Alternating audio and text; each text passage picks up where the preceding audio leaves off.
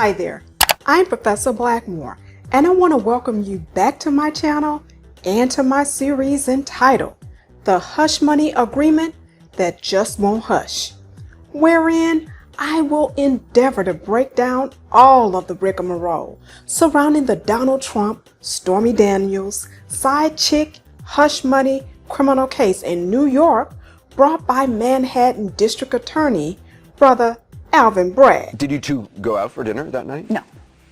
You had dinner in the room? Yes. What happened next? I asked him if I could use his restroom, and he said yes. You know, it's through through the bedroom, you'll see it. So I excused myself and I went to the restroom. You know, I was in there for a little bit and came out, and he was sitting, on the edge of the bed when I walked out.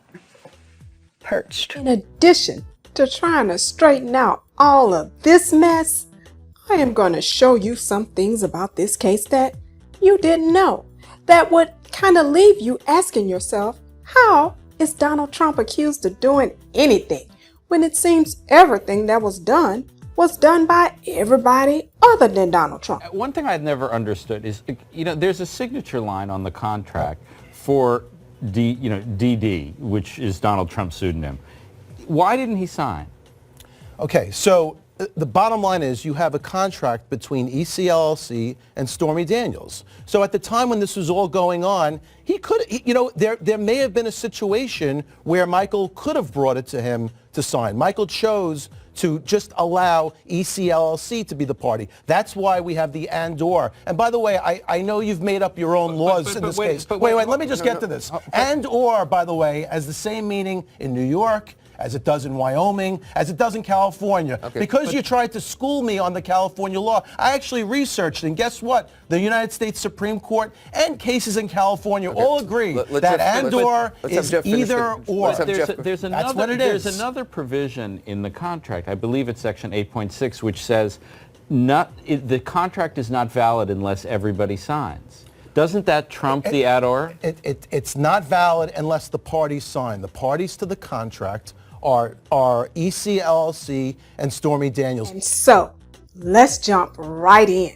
Now, without getting into the weeds of all of the different laws being used to convict Brother Trump, Brother Alvin Bragg will endeavor to prove that Brother Trump, number one, intended to conspire with Brother Michael Cohen and editors of the National Enquirer to bury a story about an alleged one-night stand in 2006 with Sister Stormy Daniels by paying her $130,000, which was an allegedly illegally high campaign expenditure. Number two, that Brother Trump intended to violate state law when he disguised his repayment to Brother Cohen in the form of a series of monthly checks as legal fees, which legally were really actually made well after the election when Brother Trump was already in the White House. And number three, that Brother Trump intended to conspire to falsify the records of the National Enquirer through a plan to catch and kill stories that could hurt his 2016 campaign. And let me be clear, Brother Alvin Bragg does not have to prove that Brother Trump actually did any of this. He only merely needs to prove that Brother Trump intended to do these three things.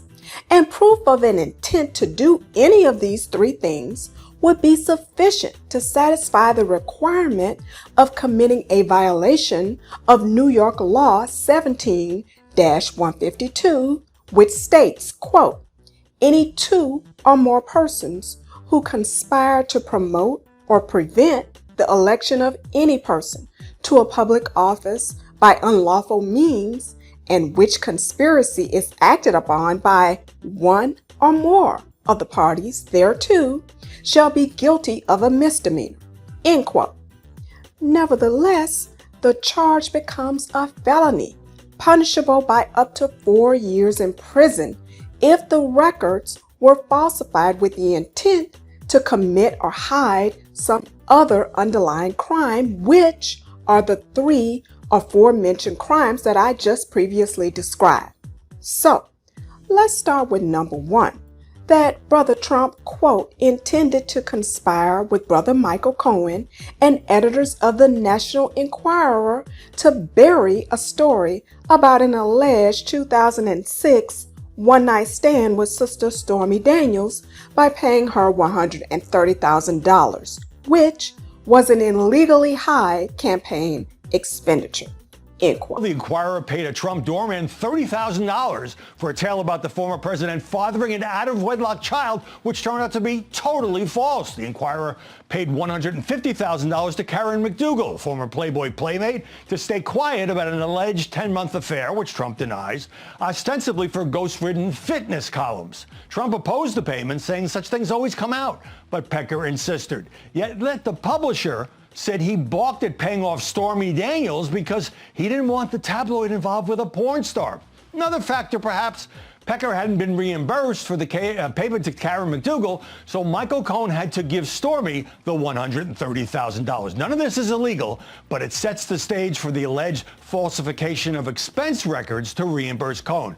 Now, that's usually a misdemeanor, except Alvin Bragg wants to tie it to a larger conspiracy, and Trump hasn't actually been charged with conspiracy. Now, at this point, if this is all not as clear as mud, and what I love more than I can say is how this booty call case has a star witness whose name is Pecker. But clearly the state of New York's so-called star witness, Brother Pecker, has no way of being able to testify to whether Brother Trump intended to do anything regarding this transaction because all of his communications were with Brother Michael Cohen. And so the best way to untangle this mess is to go back to the very beginning. Now, in one of my day jobs, I teach law students how to draft contracts. And I have been using this case in my class ever since Stormy Daniels came on the scene with her sleazy lawyer, Brother Avenatti, back in 2018 when she wanted to breach the agreement so that she could monetize her efforts to spill the tea on Brother Trump, allegedly. And as a result, over time, I have invented what I call a side piece settlement agreement. And if you need one, you can find it on my website at ProfessorBlackmore.com. And if you've taken my side piece settlement agreements class, then you would learn that I strongly believe that you don't want to wait until you need a side chick settlement agreement to find out what it is. And so, while many may call it a hush money agreement or an NDA or non-disclosure agreement, I call it a side piece or side chick settlement agreement.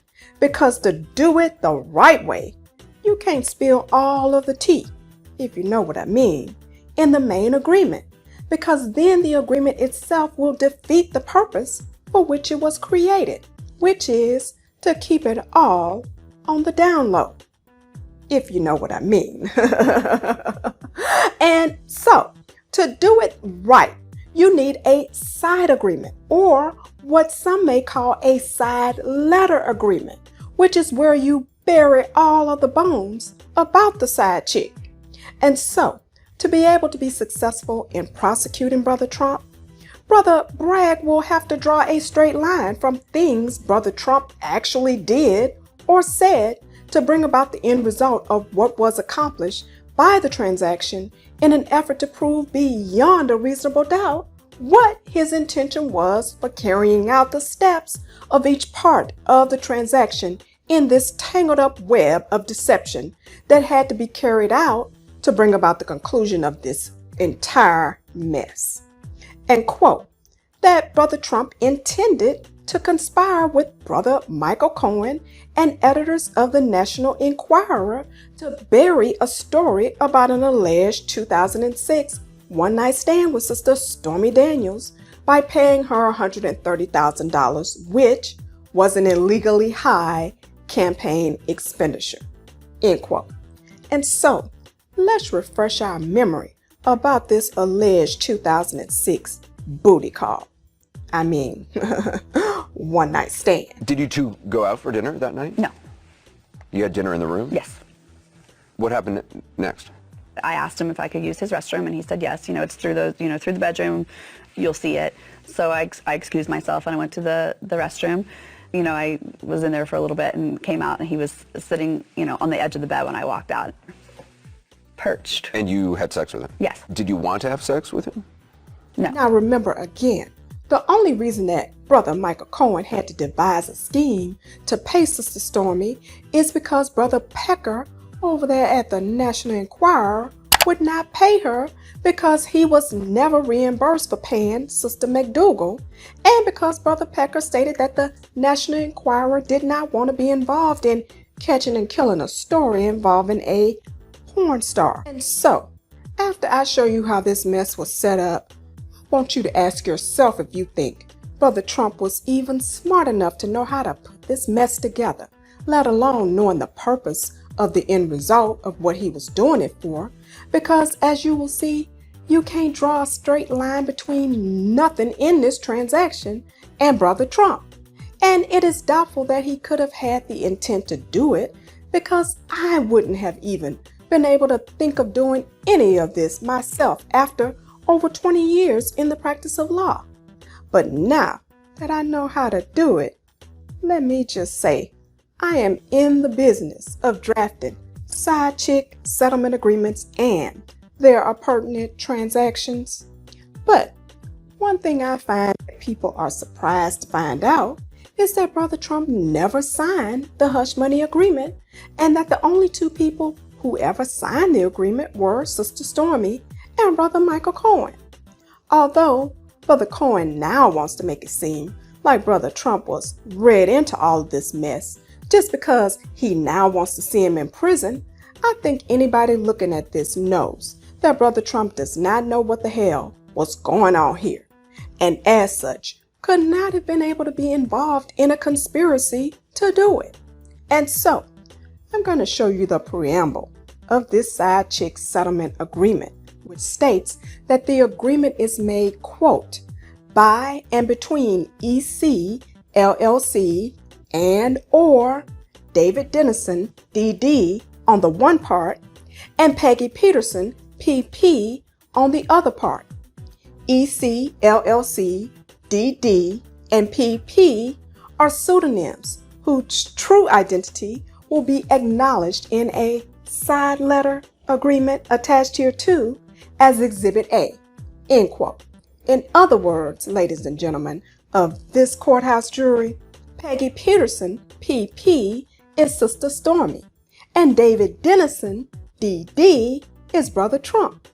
Now, for those of you who are curious about what is in the side letter agreement, it states, quote, it is understood and agreed that the true names and identity of the person referred to as Peggy Peterson in the settlement agreement is Stephanie Gregory Clifford, aka Stormy Daniels, and it is understood and agreed that the true name and identity of the person referred to as David Dennison in the settlement agreement is, just let's say here that this says Donald Trump, end quote. But the side letter is also not signed by Brother Trump. And in my mind, it just goes to possibly establish that Brother Trump didn't have the requisite intent to do anything because he didn't know about it. And at the very least, you can't prove beyond a reasonable doubt that he did, unless he messes this mess up by getting on the stand and testifying. And so, these are the parties to the transaction: EC, LLC, DD, and PP. And what Brother Michael Cohen did was he set up a limited liability company, and he, Brother Michael Cohen, set up the hush money agreement such that it was technically entered into between Sister Stormy and the limited liability company, which was EC, LLC. And the true name of EC, LLC was Essential Consultants, LLC, which is and was a company incorporated by Brother Michael Cohen in the state of Delaware. Now, I want you to tell me if you think Brother Trump had the intent to do any of this. Now, mind you, Brother Michael Cohen could have just gone to Brother Trump and told him about all of this and explained to him what he was trying to have Brother Pecker do, and that Brother Pecker did not want to do it.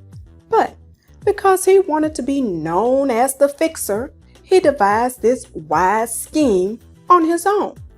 And if you go back through Brother Pecker's testimony, you will see that he testifies over and over again about meetings he had with Brother Cohen. And if the truth would really be told, for every question that you ask about this mess, the answer is Brother Michael Cohen. And anybody who knows the truth knows that the idea of Brother Cohen's intent to enter into this hush money agreement with Sister Stormy goes back years and years before Brother Trump had any idea about running for president of the United States. Adult film actress Stormy Daniels says fear kept her from talking about an alleged affair with President Trump. She told her complete story last night on 60 Minutes. It's already under attack by the lawyer for Michael Cohen, the president's personal attorney. Stormy Daniels says she signed a non-disclosure agreement because she was worried about her and her family's safety. She claims that Michael Cohen threatened her with financial ruin to keep quiet. The interview presents possible legal challenges for Cohen and Mr. Trump. Major Garrett is at the White House, which has said nothing about the 60 Minutes story. Major, good morning. Good morning. Daniels discussed in some detail this alleged affair with President Trump. It's one she had previously denied, by the way. She also made mention of an alleged threat against her and her daughter. Now, on the eve of this 60 Minutes broadcast that went into all of this, the president had dinner with his lawyer, Michael Cohen. The two of them, of course, are at the center of this ongoing legal and political drama. I was in a parking lot going to a fitness class with my infant daughter, and a guy walked up on me and said to me, "Leave Trump alone, forget the story." And then he leaned around and looked at my daughter and said, "It's a beautiful little girl. It'd be a shame if something happened to her mom." And then he was gone. In an interview with 60 Minutes, Stormy Daniels says she was first threatened to stay silent in 2011. You took it as a direct threat. Absolutely. I was rattled. I remember going into the workout class and my hands were shaking so much I was afraid I was going to drop her. Did you go to the police? No, Why? because I was scared. Daniels says she doesn't know who threatened her. Her lawyer, Michael Avenatti, says a new lawsuit filed by Cohen is meant to intimidate his client. There's no question. You threaten someone with a $20 million lawsuit, it's a thuggish tactic. It's no different than what happened in the parking lot in Las Vegas. Michael Cohen has denied ever threatening Daniels. His lawyer fired back overnight at Avenatti with a cease and desist letter calling allegations she was threatened baseless. Mr. Cohen had absolutely nothing whatsoever to do with any such person or incident and does not even believe that any such person exists. Was it hush money to stay silent? Yes. The story was coming out again. I was concerned for my family and their safety. After signing a non-disclosure agreement, Daniels said she lied in statements where she denied having an affair with Mr. Trump. If it was untruthful, why did you sign it? Because they made it sound like I had no choice. I mean, no one was putting a gun to your head. Not physical violence, no. You thought that there would be some sort of legal repercussion if you didn't sign it. Correct. As a matter of fact, the exact sentence used was, "They can make your life hell in many different ways." They being? I'm not exactly sure who they were. I believe it to be Michael Cohen. No comment from the White House about all this. An attorney for Mr. Trump referred 60 Minutes to a January signed statement of denial from Daniels, which read in part, "My involvement with Donald Trump was limited to a few public appearances and nothing more." Nora? All right, Major, thank you. And so, if Brother Cohen was trying to get Sister Stormy to enter into this hush money transaction since at least 2011, then what was the reason back then? How could it have possibly been about the 2016 election way back in 2011 when Brother Trump didn't even know he was going to run until he came down those glorious stairs on that escalator with Sister Melania? But I guess that ain't none of my business neither.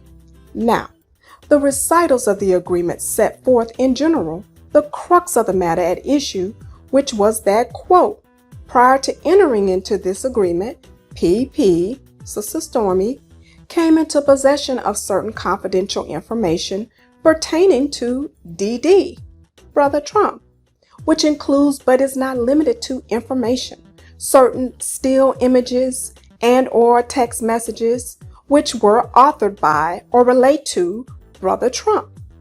Brother Trump claims that he had been damaged by Sister Stormy's alleged threatened selling, transferring, licensing, publicly disseminating, and or exploiting the images and or property and or other confidential information relating to Brother Trump.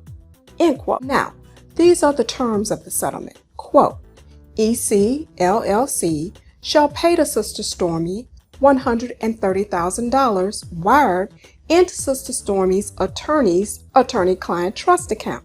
End quote. Now, keep in mind that Sister Stormy's attorney at this time was not Brother Avenatti. Again, Brother Avenatti only came into the picture later when Sister Stormy realized after she had already taken the money of which her prior attorney had already probably taken at that time, probably at least 30%. Well, I'm sure Brother Avenatti convinced her that she could make more money if she told the story, because now Brother Trump did what nobody thought he would have been able to do, which is to win the 2016 presidential election, and now the value of the information she had a higher value. And as you can see here, the agreement was never signed by the person purported to be DD, i.e. Donald Trump, and Brother Trump's signature does not appear anywhere on these documents. On the contrary, Brother Michael Cohen signs the agreement on behalf of EC LLC, i.e. Essential Consultants LLC, which is the actual party to the agreement. And if you want to know what Brother Michael Cohen's intent behind all of this mess that he put together was, which is now actually my favorite and preferred way of constructing side chick hush money agreements, then here is his attorney at the time who can tell us what his intent was. One thing I've never understood is, there's a signature line on the contract for DD, which is Donald Trump's pseudonym. Why didn't he sign? Okay, so the bottom line is you have a contract between ECLLC and Stormy Daniels. So at the time when this was all going on, he could, there may have been a situation where Michael could have brought it to him to sign. Michael chose to just allow ECLLC to be the party. That's why we have the and/or. And by the way, I know you've made up your own laws in this case. Wait, let me just get to this. And/or, by the way, has the same meaning in New York as it does in Wyoming, as it does in California. Okay, because you tried to school me on the California law, I actually researched, and guess what? The United States Supreme Court and cases in California all agree that and/or is either or. There's another provision in the contract, I believe it's section 8.6, which says the contract is not valid unless everybody signs. Doesn't that trump the ad-or? It's not valid unless the parties sign. The parties to the contract are ECLLC and Stormy Daniels. And so why is there a line that says DD for Donald Trump?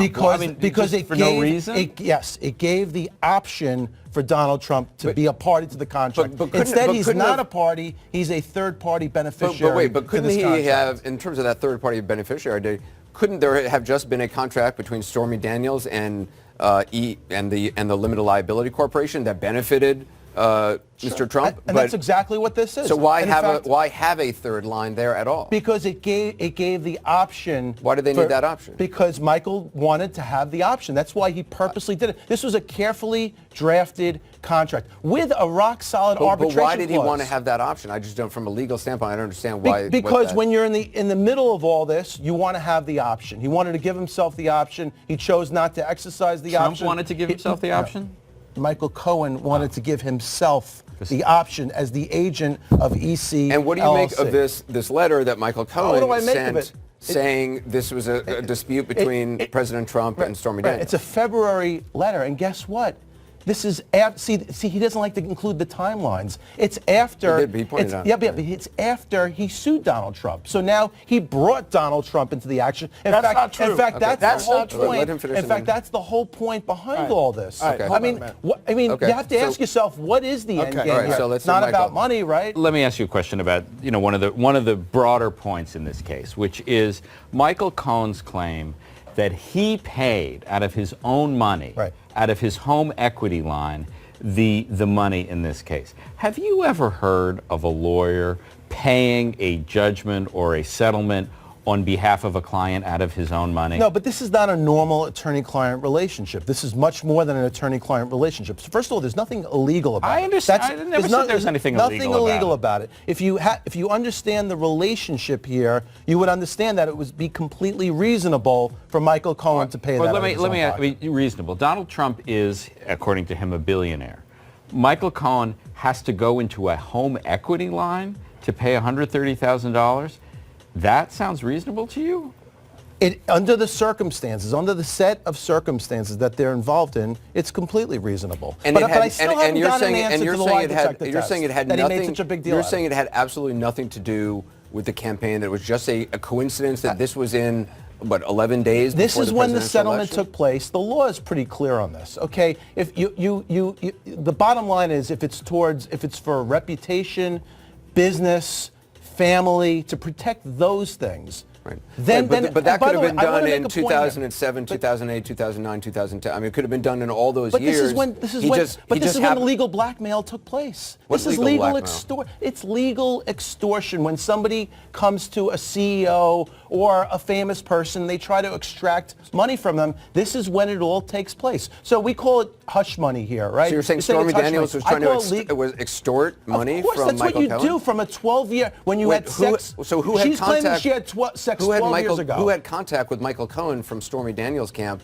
that they're trying to extort money? But it happens every day in America. No, I'm asking in this specific case. Right. You're saying Stormy Daniels or her team were trying to extort money from Donald Trump. I believe it's a legal form. It's a legal form of extortion when you use a lawyer to try to extract it. And she talked about it yesterday but who was trying on TV. And by the way, she said the contract was solid, rock solid. But who was what you're saying? Keith Davidson contacted Michael Cohen to extort money. She admitted it. I mean, it's a legal form of extortion. So she was saying that people were coming to her with money. And then she got the best deal that she could possibly get from Michael Cohen. Right. So, but it's a form of extracting as much money as possible. Okay. That's what it is. Right. Can he answer the question? Yes, I'm going to answer the question. Please answer I'm going to answer the question.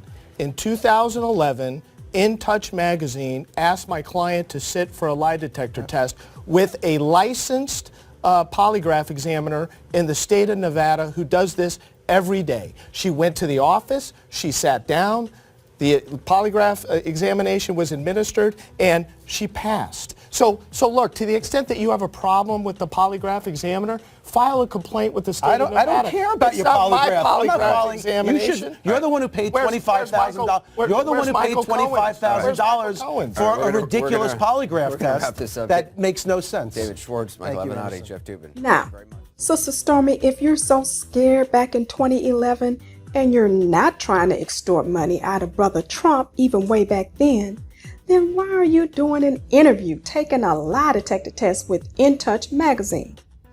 Oh, but I guess that ain't none of my business, y'all. But if you don't see this attorney right here, Brother Cohen's former attorney, Brother Schwartz, testifying in Brother Trump's current criminal trial, then that ought to tell you everything you need to know about that judge the Democrat Party handpicked to preside over this mess. Oh, but let me stay focused, y'all, because after he signs the side piece, side chick settlement agreement, which Brother Trump never signed, then on his own volition, Brother Michael Cohen takes out a home equity line of credit in the amount of $130,000, and he, not Brother Trump, directly makes the wire transfer payment to Stormy Daniels' attorney's trust account. In other words, when Brother Cohen decides to raise the funds for the $130,000 payment, it doesn't go to Brother Trump's banker, and clearly he doesn't simply just go to Brother Trump and have him raise the funds.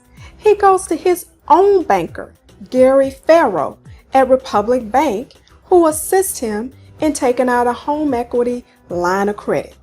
And we will hear from Brother Gary this week during his testimony, which began last Friday. And so, as you can see, this payment had nothing whatsoever to do with the National Enquirer. So let's see if we can match the facts with the elements of the crime by going back to our original crime, which is, again, quote, that Brother Trump intended to conspire with Brother Michael Cohen and editors of the National Enquirer to bury a story about an alleged 2006 one-night stand with Sister Stormy Daniels by paying her $130,000, which was an illegally high campaign expenditure, end quote. Now, we have established that Brother Pecker wanted to have no part of the transaction involving Stormy Daniels. So, you might be able to prove that Brother Cohen intended to do it, but it is not clear that Brother Trump intended to conspire with Brother Michael Cohen and the National Enquirer, because the minute that Brother Cohen proposed it to Brother Pecker, he said hell no. So, in my opinion, it is hard to tie Brother Trump or the $130,000 payment to that particular conspiracy, because Brother Pecker said hell no from the start, and nobody knows if the two of them even got to a discussion on the issue of how much Sister Stormy would have been paid. Notwithstanding, Brother Alvin Bragg has charged Brother Trump with making 34 separate payments to Brother Michael Cohen in the amount of $35,000 each, which was customary for him to make over the years to reimburse his attorney for his legal services, which would include any fees and expenses that Brother Michael Cohen advanced in conjunction with his legal services. And when you multiply 34 times $35,000, it does not come to $130,000. And by my calculations, it comes to $1,190,000. And so, ladies and gentlemen of this internet courthouse jury, if the digits don't fit, then you must have quit. And even if it did fit, it can't be connected to the National Enquirer alleged conspiracy, because the National Enquirer was not interested, and it is not clear that Brother Trump himself intended to conspire, because no one can prove that Brother Trump intended to conspire unless he is foolish enough to take the stand and testify.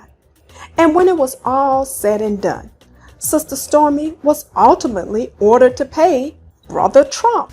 A California judge just ordered porn star and director Stormy Daniels to pay nearly $300,000 in legal fees to the lawyers representing President Trump. Daniels' lawyer, Michael Avenatti, argued today that the amount awarded was less than half what Trump's team asked for. Trump's attorney called the ruling today a total victory for the president. But, ladies and gentlemen of this internet courthouse jury, what do you think?